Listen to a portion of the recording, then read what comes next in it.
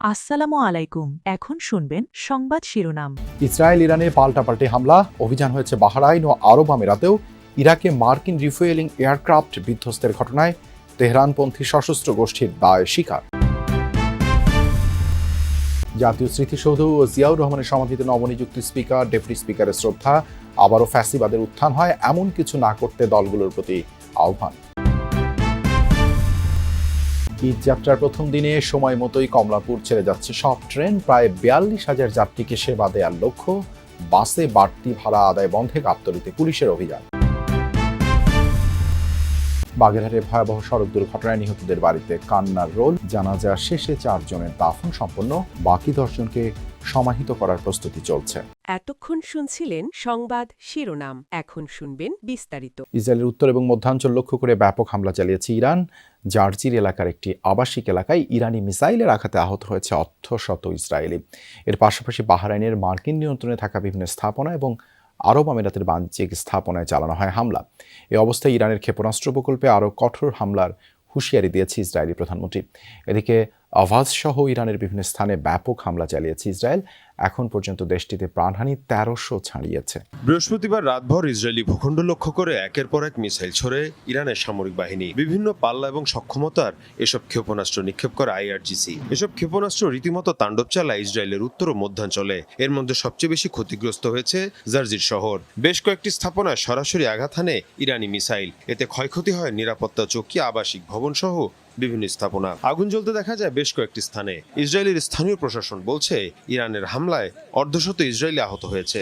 এ অবস্থায় ইরানকে আরও কঠোর জবাব দেওয়ার হুঁশিয়ারি ইসরায়েলি প্রধানমন্ত্রীর। আমরা ইরানের পরমাণু এবং মিসাইল সক্ষমতা ধ্বংস করে দেব।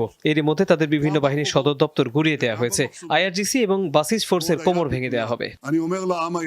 শুধু ইসরায়েলি নয়, নতুন করে হামলা চালানো হয়েছে আরব আমিরাত এবং বাহরাইনেও। এর মধ্যে দুবাইয়ের বিভিন্ন বাণিজ্যিক কেন্দ্রকে টার্গেট করা হয়। ইরানের দাবি মার্কিন মালিকানাধীন ছিল এসব স্থাপনা। অন্যদিকে বাহরাইনে মার্কিন ঘাঁটি লক্ষ্য করে চলে হামলা। এদিকে ইরানের বিভিন্ন স্থানে অব্যাহত আছে মার্কিন এবং ইসরায়েলি যৌথ অভিযান। বৃহস্পতিবার রাত থেকে এখন পর্যন্ত ইরানের অন্তত ২০০ টার্গেটে সফল হামলা চালায় ইসরায়েল। মীর মুশফিকা হাসান, যমুনা নিউজ।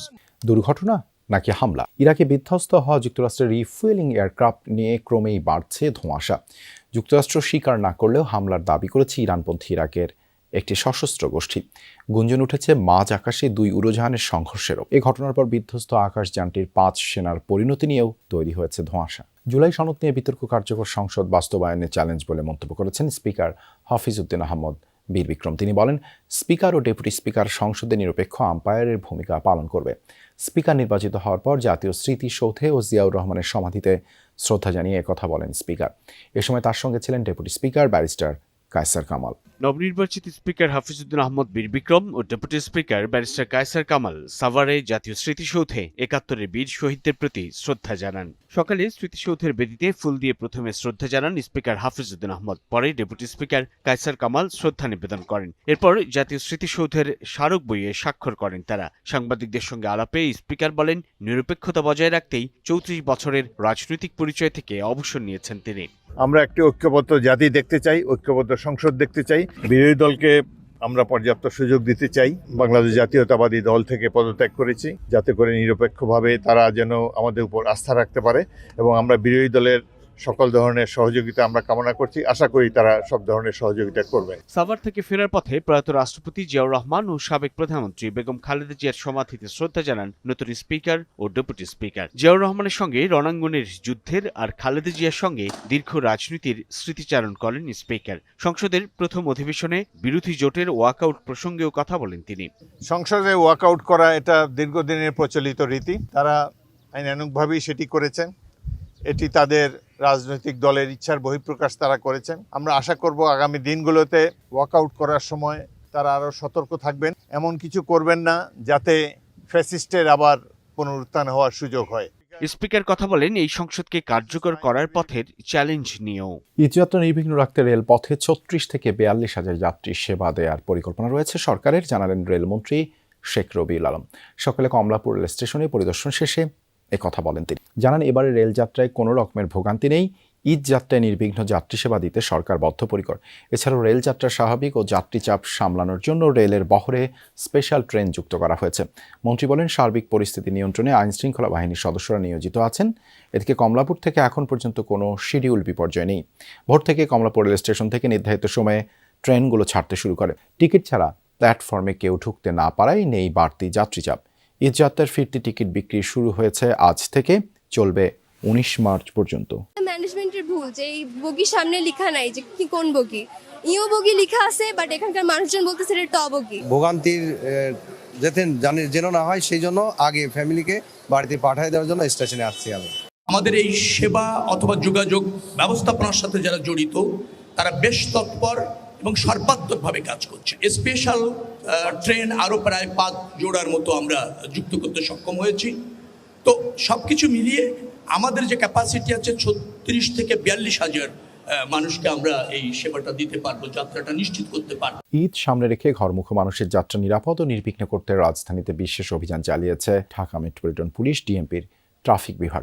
ঈদের সময় লক্ষর ঝক্কর বাস যাতে মহাসড়কে চলতে না পারে সে লক্ষ্যেই সকালে মিরপুর ও আশেপাশের বিভিন্ন বাস ওয়ার্কশপে এই অভিযান পরিচালনা করা হয়। তবে পরিদর্শনে তেমন কোনো গুরুতর ত্রুটিপূর্ণ বা চলাচলের অনুপযোগী বাসের সন্ধান মেলেনি। পরে গাবতলী বাস টার্মিনালেও অভিযান চালায় ট্রাফিক পুলিশের দলটি। সেখানে বিভিন্ন কাউন্টার ঘুরে যাত্রীদের সঙ্গে কথা বলেন কর্মকর্তারা। অতিরিক্ত ভাড়া আদায় করা হচ্ছে কিনা, নির্ধারিত ভাড়ার তালিকা প্রদর্শন করা হয়েছে কিনা, এসব বিষয় খতিয়ে দেখা হয়। বাগেরহাটের রামপালে ভয়াবহ সড়ক দুর্ঘটনায় নিহত 14 জনের মধ্যে 4 জনের জানাজা ও দাফন সম্পন্ন হয়েছে। ভোরে খুলনার কয়রা উপজেলার নাকশা গ্রামে পৌঁছায় নববধূ মিতু, তার বোন লামিয়া এবং দাদি রাশেদা বেগমের মরদেহ। সকাল 10টায় জানাজা শেষে তাদের দাফন সম্পন্ন হয়। মাইক্রোবাস চালক নাইম শেখের জানাজা হয় 11:30টায় নিজ গ্রামের বাড়ি রামপালে। এরপর সেখানে দাফন করা হয় তাকে। এছাড়া মিতুর নানির মরদেহ নেওয়া হয়েছে সালনা গ্রামে, সেখানে জানাজার পর তাকে দাফন করা হবে। এদিকে বরপক্ষে 9 জনের মরদেহ নেওয়া হয়েছে মোংলায়। দুপুরে জানাজার পর পৌর কবরস্থানে তাদের সমাহিত করা হবে।